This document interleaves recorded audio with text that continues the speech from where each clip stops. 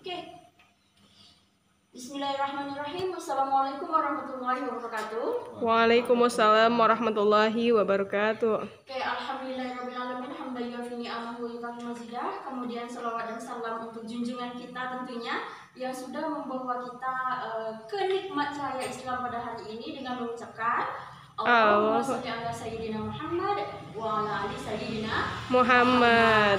Oke, sebelum memulai pembelajaran kita hari ini, mari sama-sama kita mulai dengan membaca doa terlebih dahulu. Mari sama-sama ya, Ibu langsung pimpin saja. A'udzubillahi minasyaitonirrajim. Bismillahirrahmanirrahim. Rabbi zidni ilman warzuqni fahman. Amin. Oke, apa kabarnya hari ini? Dan Ibu harapkan hari ini selalu semangat, sehat, dan tidak lupa pastinya ibadahnya, sholatnya, sholat wajib, sholat sunnah, dan tadarus Al-Quran. Ini hal yang tidak boleh kita tinggalkan setiap hari. Nah, untuk lebih fokus lagi kita menghadapi pembelajaran, mohon hal-hal yang tidak berkenan dengan hal-hal yang berkaitan dengan pembelajaran kita disimpan dulu. Yang kiranya akan mengganggu nanti disimpan dulu. Biar lebih mantap untuk mengikuti pembelajaran kita hari ini. Nah, pembelajaran kita hari ini tentu tidak akan terlepas dari pembelajaran kita minggu lalu. Iya kan? Pembelajaran kita minggu lalu apa sayang?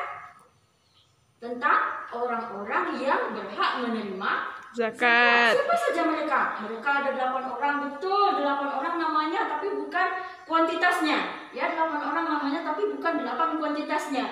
Siapa saja mereka? Ada fakir miskin, yatim, kemudian ada orang yang mu'allaf, hamba sahaya, dan sebagainya, seperti yang sudah kita bahas, diskusikan pada pembelajaran kita minggu lalu. Nah, untuk pembelajaran hari ini, coba lihat dulu sebelum Ibu sampaikan tujuan dan sebagainya proses pembelajaran kita. Kira-kira siapa yang bisa menebak apa yang akan kita pelajari hari ini melalui gambar yang ada di sini?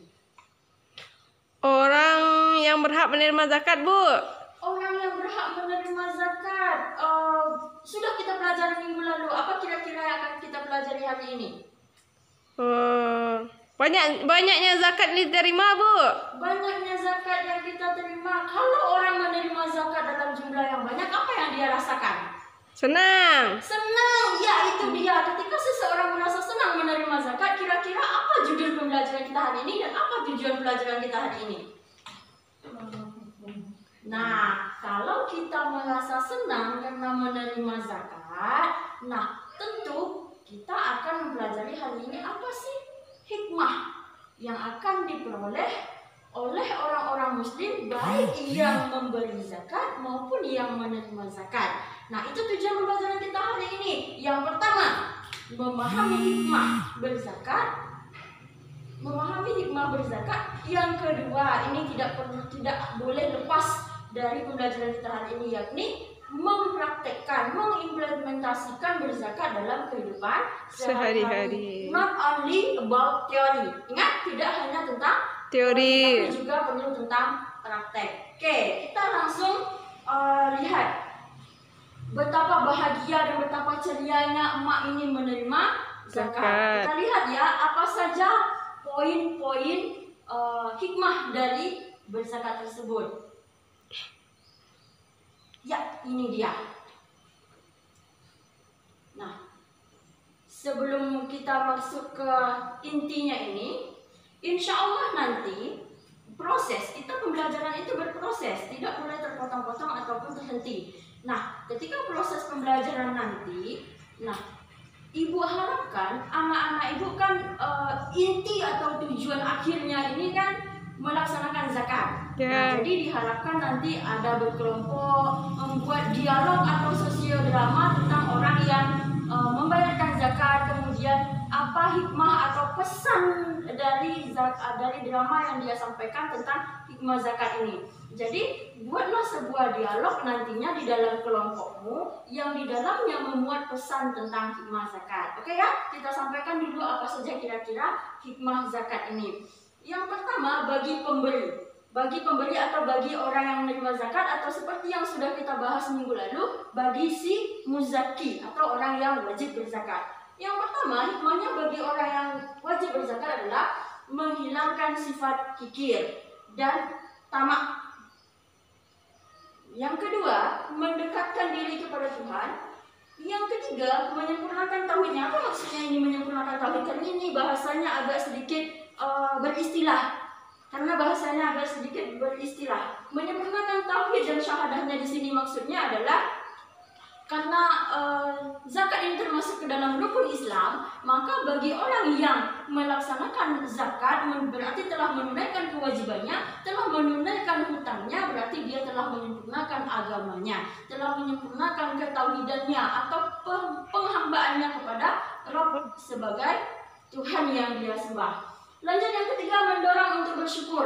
Nah, ingat lagi kata Imam Al-Ghazali bahwa syukur itu adalah memanfaatkan apa yang kita terima sesuai dengan kegunaannya. Misal, kamu punya pena 2, kan gunanya pena untuk ditulis. Kalau misalnya kamu kan hanya mampu memakai 1 ketika menulis. Nah, caranya bersyukur adalah jika ada orang atau teman kamu yang memerlukan pena, maka kamu meminjamkannya. Itu adalah salah satu contoh bersyukur, menggunakan benda atau nikmat yang kamu peroleh sesuai dengan kegunaannya. Itu namanya bersyukur. Yang keempat, memalingkan jiwa dari jalan yang gelap. Ingat bahwa zakat berasal dari kata zaki atau zakah yang artinya suci. Oke?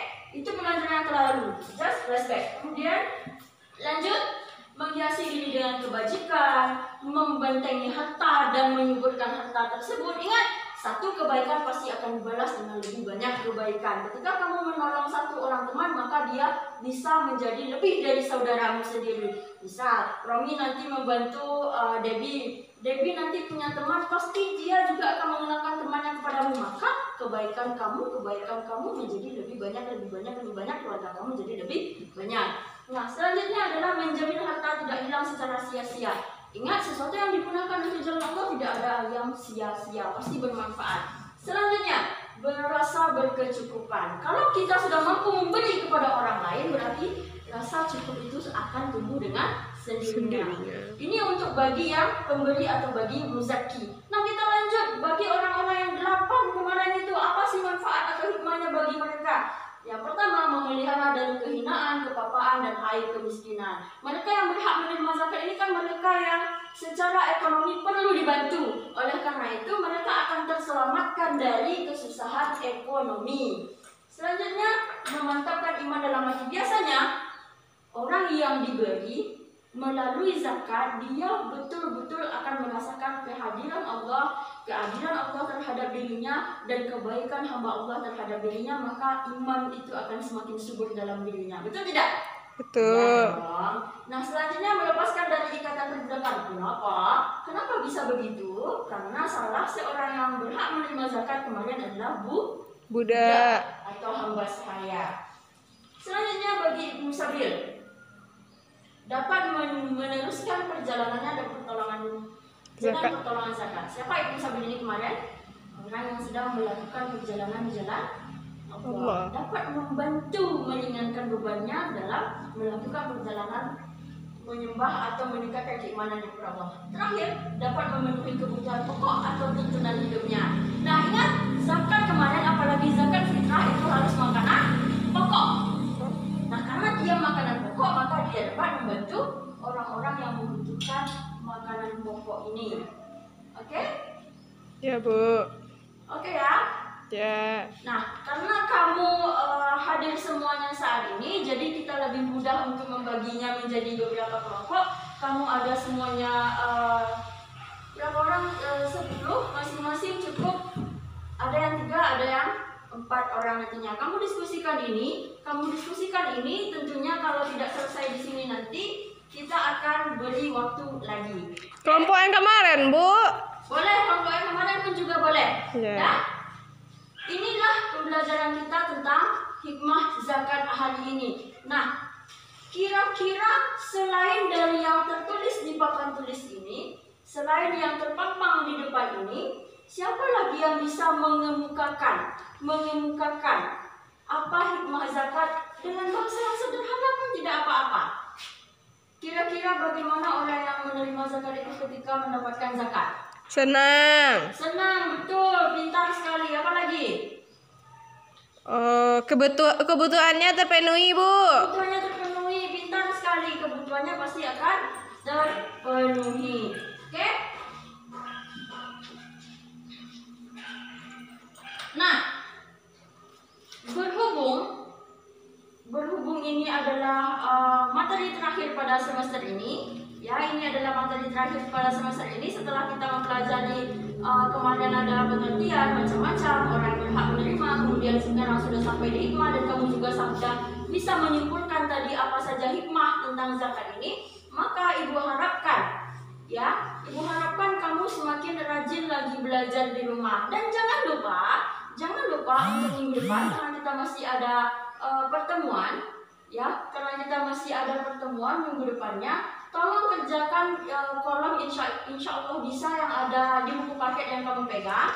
Jangan lupa minta komentar dan paraf dari orang tuamu di kolom yang juga sudah disediakan. Karena apa?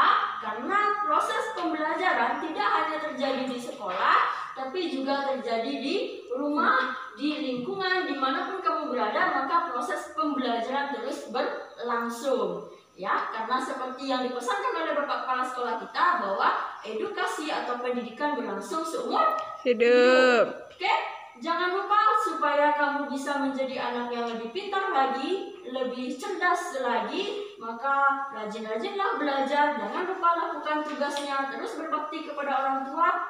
And one more thing, satu hal terpenting, jangan pernah abai dengan ibadah-ibadah yang sudah diterapkan di sekolah.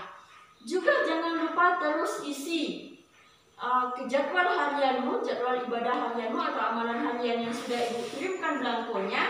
Jangan lupa diisi terus. Boleh kamu tulis tangan bagi yang terganggu atau tidak memiliki fasilitas Android, boleh juga dengan tulis tangan sendiri. Nah, kalau memiliki Android dan sinyal bagus, kamu boleh mengisi Google Form yang sudah disediakan dengan kerjasama para guru dan pihak sekolah. Oke?